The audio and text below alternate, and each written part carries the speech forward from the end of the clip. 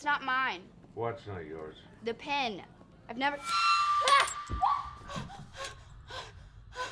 Hey guys, Denise Salcedo here for Movie Club, and today we have a very special guest, Claudio Miranda, cinematographer for Tomorrowland, which is out everywhere May 22nd. Thank you so much for being here today. How are you? I'm doing great. Very good. Awesome.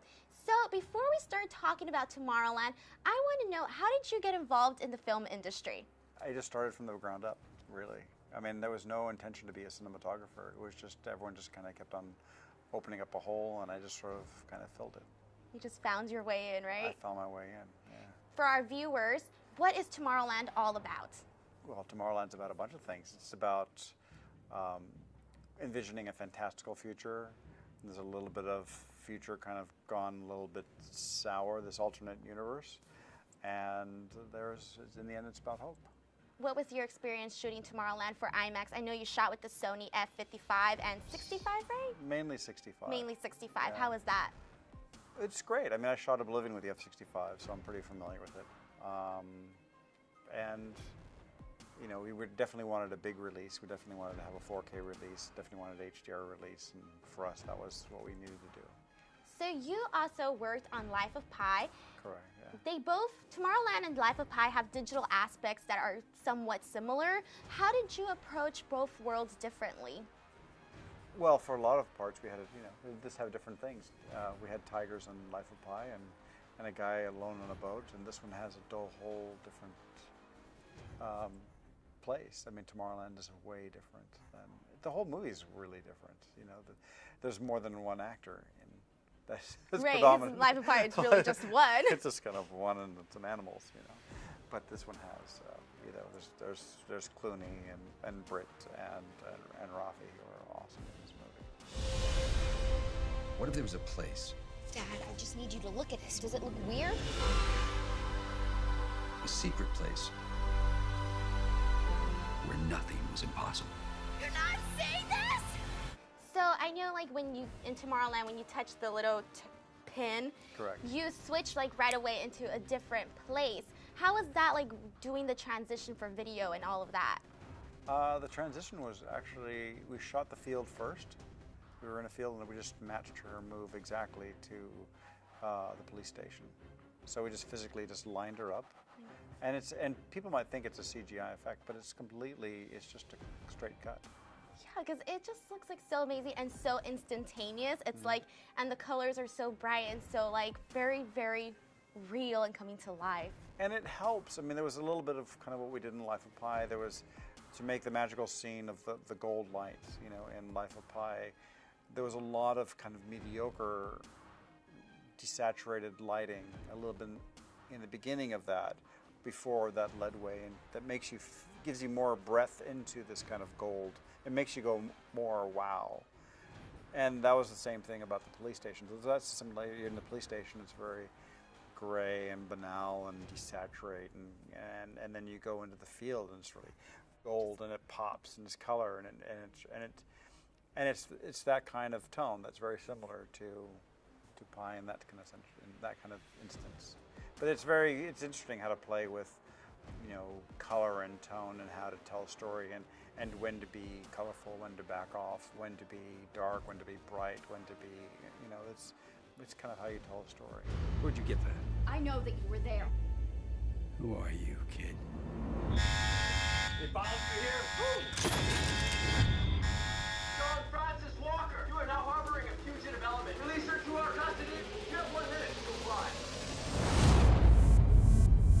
What was your experience working with Brad Bird, and do you guys see yourselves working in any more projects later on? I hope so. I mean, I love it. You know, I came to it because I have 2 kids, and they love, you know, Ratatouille, and they love Incredible. So, and all of those are such well-told stories. So that's what kind of drew me to the project. And when I initially came in for the interview, because you know we do get interviewed, you know, we go in there, we meet, see what kind of fit it is.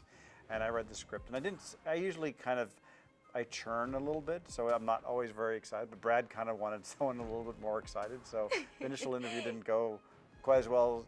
He wanted something different from me, and I'm still kind of like, wow, this is, you know, I just finished a movie, and, you know, coming on to another one, it was, you know, sometimes I like a little break, and this was a little bit soon, but it all worked out in the end.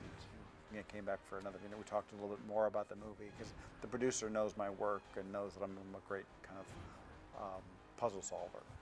You're like, I am excited. And you're just like, I'm a little bit nervous for this interview and trying to work everything out, right? Never get really nervous. I just get quiet and I just start thinking about, you know, how do we do all this stuff, you know, and from seeing some of the artwork, and they kind of, you know, they give me a little taste of what it possibly could be. So when you're reading a script, do you visualize like how you want to see it, like while you're reading it, or do you like go through it a few more times? I see a script and then figure out. I kind of start seeing the mechanics of it, like how to kind of create it in my head. So what are you currently working on next, or gonna work on next? There's nothing I really can totally talk about right now. there's a lot of potentials out there, but well, you know. Anyway, nothing is totally written. So Chuck Palahniuk also finished writing the second installment of Fight Club, and I know you worked on the first one as a gaffer. All right. If that were to become a production, would you see yourself working in it again? That'd be interesting. Yeah, no, it'd be fun to come from another side. It really depends on a bunch of things. The script, who's directing, who's part of it, and, you know, has the means of getting it done. Those are kind of my... So you say, like, it depends on the script. What do you look for in a script that makes you like, yes, I want to work on this project? Just something that has a unique idea, and you could put a unique vision on it, you know. So I just feel like if I feel I can kind of delve myself in there and then think and explore that whole mindset in there, I feel like I can kind of grasp something. It has to be something I can kind of grab onto. So what we want to do next is do a speed round where I ask you like a bunch of like random, fun, weird questions. Oh, sure. And you just like answer whatever comes off at the top of your head. So This is a first. yeah, oh, awesome, yay, good. So are you ready? Oh God. Okay. Yes. So what is your favorite movie of all time? I can't answer that. You're like, there's just so many. There's so many, and they're all fit different moods. So it's like there's dark, you got Blade Runner, Aliens, you got all those things, Godfathers, but they're all like, if I'm in one mood, one's gonna be a favorite versus another. So it just depends on my mood. Am I with my family? Do I want to watch with my kids? So there's a bunch. I can't nail on one.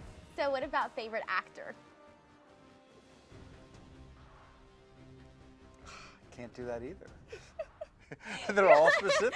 You're like, I just want to be everything. I can't like just stop analyze like, well, who are they for and what they're with and what story they get to tell. I mean, you know, Tom Cruise is probably the hardest working guy I've ever seen. You know, he's up for, 17 hours a day, just solid, and he's like, go, go, go. I've never seen anyone like that as far as like durability. Yeah. So for that, the person I work with, I've never seen anyone more durable than him.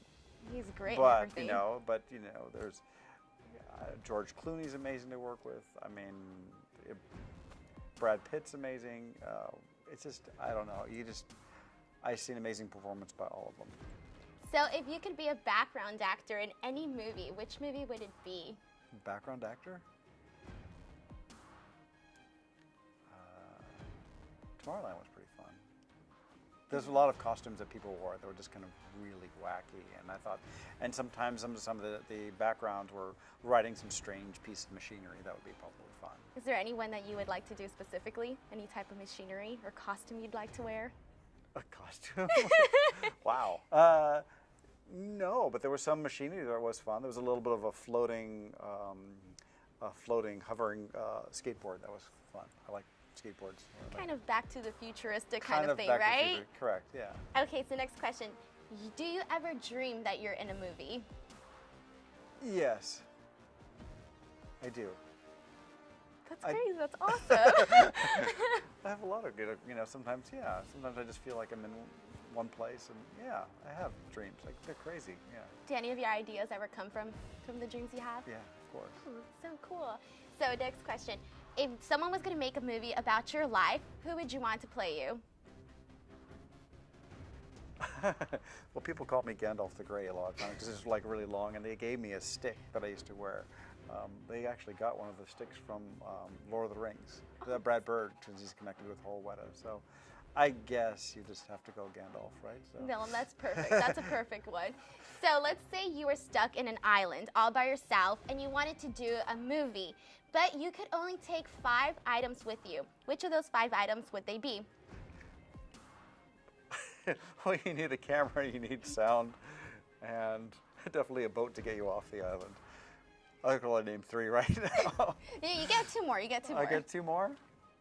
I don't know. Someone to act with, right? You're like, I get it for another person, so I don't want to be alone on the island. Yeah, another actor and a director to like tell me what to do. So, okay, so if you were in Tomorrowland and you were to touch the pin, which destination would you want to go to? Well, the first thing that came up was back to Chile, where I'm from. Oh, that'd be amazing. Yeah, my dad has a great place on the beach. I'd love to be there with him. That's so cool. Well, hopefully you do go ahead and get to do that, pretty soon, after the busy schedule with Tomorrowland. Right.